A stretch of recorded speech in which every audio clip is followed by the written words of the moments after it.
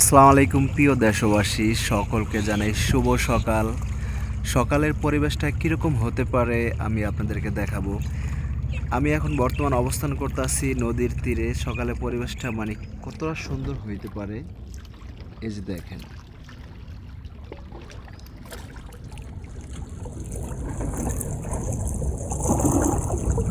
আমরা যারা ঢাকাতে অবস্থান করি এরকম সকালের পরিবেশ খুবই কম দেখা যায়। বাট নদীর পানির কি গর্জন!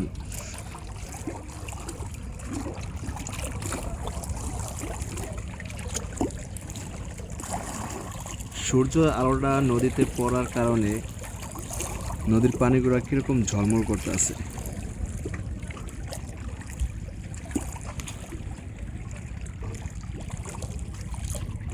এক ভাই বসে ছিপ দিয়ে মাছ ধরতে আছে। অসম একটি পরিবেশ। আমি একটু জুম করে দেখাই।